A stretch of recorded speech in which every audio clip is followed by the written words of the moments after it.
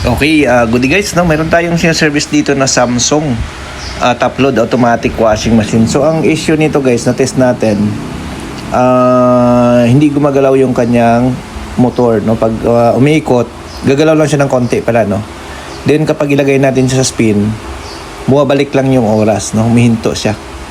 So ito ngayon guys ang aming titingnan. Ito nga ina-observe namin siya ngayon para diagnose natin kung ano ang problema. Pero ang pinaka-issue guys na nakita namin, kapag na-meet niya na yung required na water, iikot lang konti yung motor.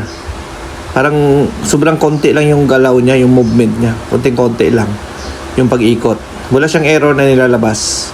Then pag ilagay naman natin siya sa spin, attempt siya iikot, then hihinto, bumabalik yung oras. Para siyang hihinto lang ng konti tapos wala na, ikot lang ng konti tapos hihinto na, pabalik-balik guys, no? Hahatak yung drain tapos pabalik-balik, no? So ngayon ito ang ating ito trouble ko anong naging problema nito, no? So ayan, may laman pa nga ito guys, no? Nung nadat na natin, mayroon pa siyang tubig, no? So ito tinatanggal natin yung basahan, no? Na ginamit nila ito paglalaba kasi hindi na nga ito gumana, no? So nung inikot natin yung gitna, okay naman, smooth naman yung pinaka pulsator niya. Pero ang problema niya guys, pag i-spin mo, hindi siya tumutuloy.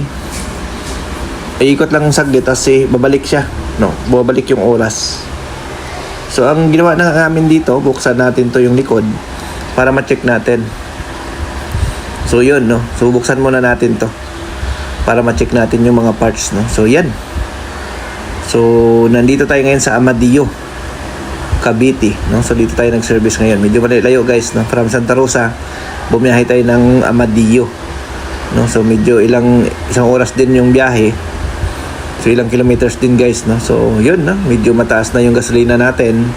Kaya medyo tumaas din tayo ng konti sa service, no? Kasi nga talo tayo kapag hindi tayo tumaas doon sa mga sobrang taas na ng gasolina guys, no? So ayan. So buksan lang muna natin to, tapos iti-test natin, check natin.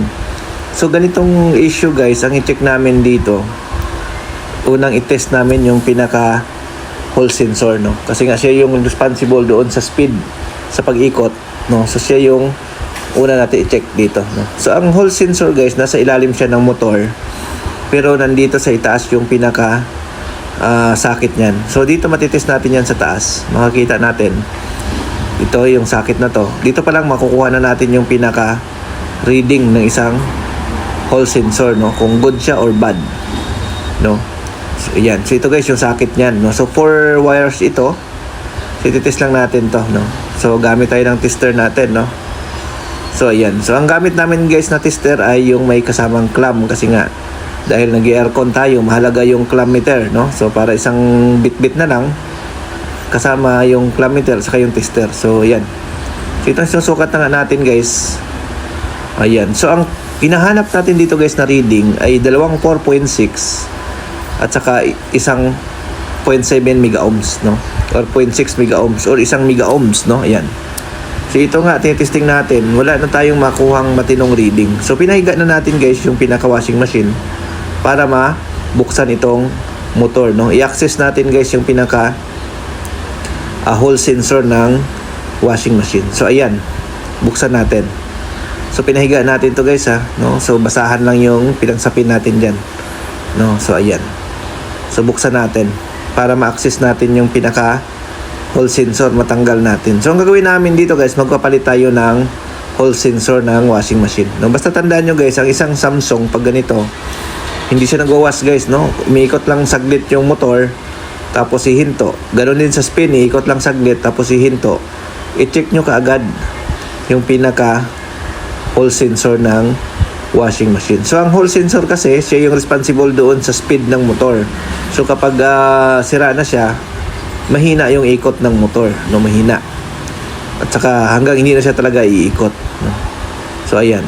So kakalasin lang muna natin to guys, no? Hindi ko na ikakat yung video para lang magkaroon kayo ng idea kung paano talaga ginagawa ito, no? So ayan, so baklasin natin to. Ayan, so baklas lang natin guys. Ayan, so wag nyong, sa mga customer pala namin, no, medyo polybok yung mga schedule namin ngayon. Kaya pasensya na kung hindi namin kayo ma-schedule kaagad, no? Kaya nakapila yung mga schedule ng ating mga customer, no? So medyo kailangan nyo lang guys magpa-schedule sa amin ng mga at least 2 days before, no? Para ma-schedule namin kayo kasi nga hindi naman ganun kadami yung mga service team namin. Kaya kailangan talaga ng schedule. Dahil ang dala natin kasi aircon and automatic washing machine. Lalo na ngayon, ang dami nagpa-service ng aircon. Marami din nagpa-service ng automatic washing machine. So iba ang team namin pagdating sa mga maintenance, no? Sa aircon, iba ang nagsiservice, isang grupo.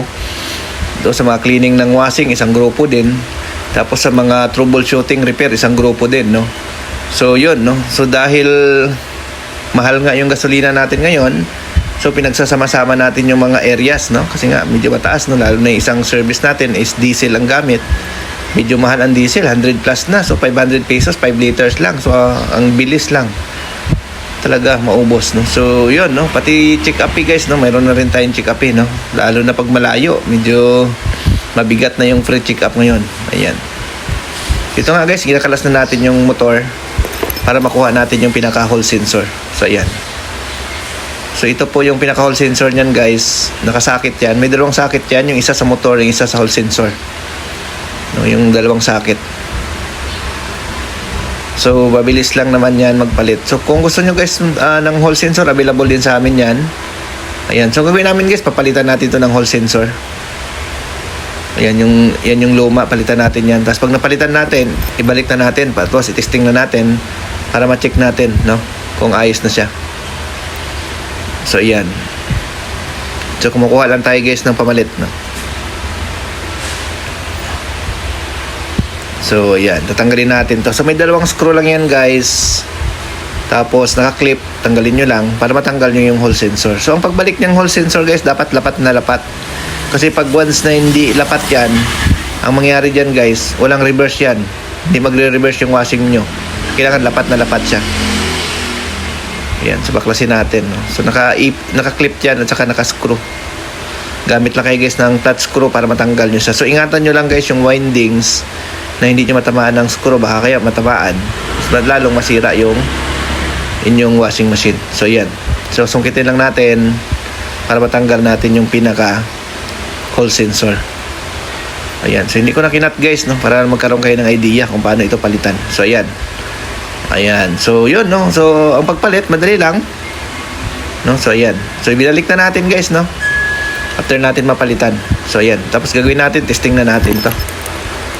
Ayan. So, ibalik lang natin. So, yun, no? Hindi na lang natin pinakita yung pagbalik kasi nga, madali lang naman magbalik niyan. So, ayan. Testing na natin, guys. Working na siya, oh. Ayan. Spin na yan. So, nagtuloy na siya. Kanina kasi, hindi yan siya nagtuloy, guys, no? So, ang naging issue niya is yung kanyang hall sensor. So, available sa amin guys yung parts kung kailangan nyo ng hall sensor. Ayan. Okay?